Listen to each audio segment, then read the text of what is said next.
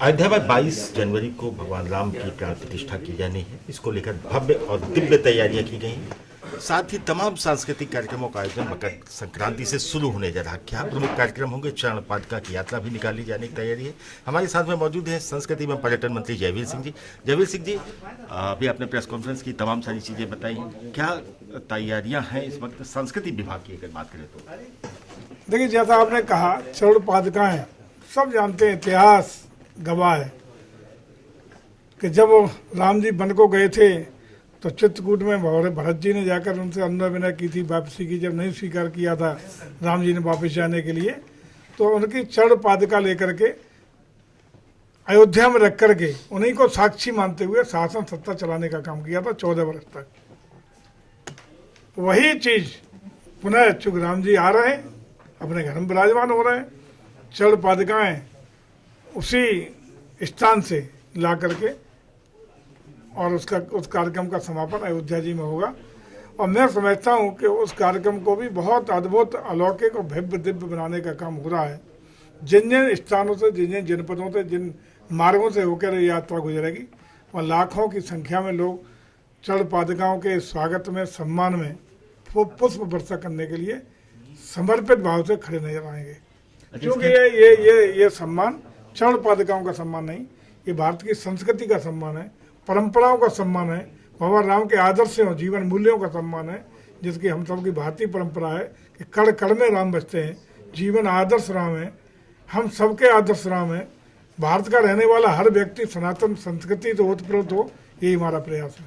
इसके अलावा संस्कृति विभाग कई कार्यक्रमों को अयोध्या में करने जा रहा है। सांस्कृतिक कार्यक्रम में शाम के समय भजन संध्या भी, राम भद्राचार्य से लेकर तमाम सारे कार्यक्रम तय किए गए हैं। क्या क्या प्रमुख कार्यक्रम है? अनूप जलोटा भी उस कार्यक्रम। देखिए, बड़े बड़े गायक और बड़े बड़े कथाकार पूरे देश के स्वतः प्रेरणा से अब खुद ही कहें कि हमारा भी 7 दिन का, हमारा भी 4 दिन का, हमारा भी 3 दिन का कार्यक्रम होना चाहिए, तो उन सबको हम सादर आमंत्रित करके बुला रहे हैं। चाहे वो भजन संध्या की बात हो, भागवत पढ़ने की बात हो, रामलीलाओं का मंचन हो, देश के भी विभिन्न राज्यों के कलाकार और विदेश की धरती से भी कई देशों के कलाकार अपनी अपनी प्रस्तुति देने वाले हैं। तमाम कथाकार अपनी राम कथा कहने वाले हैं। तमाम भजन गायक, बड़े बड़े नाम जिनको आप चर्चा कर रहे हैं, ये सब आकर के अयोध्या में आनंदित खुद भी होंगे और वातावरण को आनंदित करने का काम करेंगे, रोमांचित करेंगे और रोमांचित होने का काम होगा। 22 जनवरी के बाद अयोध्या में जो टूरिस्ट का, धार्मिक टूरिस्ट का जो प्रोत्साहन मिलेगा, क्या उम्मीद करते हैं? कितने लोग प्रतिमाह वहाँ दर्शन करने पहुंचेंगे और रेवेन्यू पर कितना इम्पैक्ट पड़ेगा? देखिए, जो हम लोगों का अभी तक का आंकलन है कि लगभग 2 से 2.5 करोड़ श्रद्धालु प्रति महीने अयोध्या में आने वाले हैं। और उससे अगर एक श्रद्धालु का औसतन 2 से 2.5 हज़ार रुपया भी खर्च करेगा तो 55-60 हजार करोड़ रुपए का राजस्व की प्राप्ति अकेले अयोध्या से होगी, जिससे न सिर्फ अयोध्या का बल्कि पूर्वांचल के तमाम सारे आसपास के जिलों का राजस्व में, रोजी रोजगार में और जीवन के ग्रो करने में बहुत मदद मिलेगी। उत्तर प्रदेश सरकार को भी बहुत बड़ी राजस्व की प्राप्ति होने वाली है।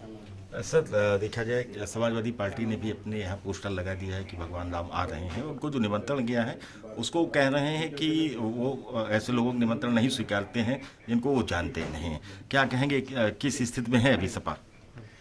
देखिए, बहुत रोजाना नए नए बयान दे रहे हैं अखिलेश जी। आप देख रहे होंगे, कभी कहते हैं हम तो कौन बुलाएगा, हम तो जाएंगे, कभी कहते हैं अनजाने का स्वीकार नहीं करते।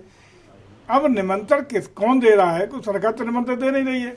उन्हें श्रद्धा भाव है तो निमंत्रण क्या होता है? भगवान राम के दरबार में सभी आमंत्रित हैं, जाएं, पुण्य लाभ लें, जीवन में अपना कल्याण करें, स्वागत है। लेकिन मुझे लगता है कि उसमें कोई भूमिका सरकार की नहीं है। जो मंदिर ट्रस्ट है उसके द्वारा आमंत्रण दिए जा रहे हैं, किसको नहीं दिए हैं, किसको दिए हैं, ये वो जाने। लेकिन इतना हम जरूर अनुरोध करेंगे कि इसमें राजनीतिक विषय न बनाएं। भगवान राम में सच्ची श्रद्धा अगर उन्हें है, सनातन संस्कृति में उनकी श्रद्धा है, भारत और भारतीयता में उनकी श्रद्धा है, भारत के प्रति उनका स्नेह प्यार है, तो निश्चित रूप से उन्हें जाना चाहिए। कांग्रेस के नेता भी पहुंच रहे हैं और राम मंदिर में दर्शन भी करेंगे, सरयू में स्नान भी करेंगे। चलिए, देर आए दुरुस्त आए। जो लोग कोर्ट कचहरी में भगवान राम के वजूद को ही नकारने का काम करते थे, ईश्वर और भगवान राम जी ने उन्हें सद्बुद्धि दी है कि आज कम से कम सही रास्ते पे आए हैं। धन्यवाद। जयवीर सिंह यह बता रहे हैं कि किस तरीके से दिव्यता के साथ, भव्यता के साथ तमाम सांस्कृतिक कार्यक्रमों का आयोजन अयोध्या में किया जाना है। साथ ही चरण पादुका यात्रा भी निकाली जाएगी जिसका जगह जगह स्वागत होगा। साथ ही अयोध्या में राम मंदिर के निर्माण के बाद 2 से 2.5 करोड़ पर्यटक अयोध्या में पहुंचेंगे, जिससे उत्तर प्रदेश का जो रेवेन्यू है उसमें भी हजारों करोड़ रुपए का प्रतिमाह इजाफा होगा। समय के लिए लखनऊ से कैमरामैन तीर्थंकर के साथ आलू गुप्ता।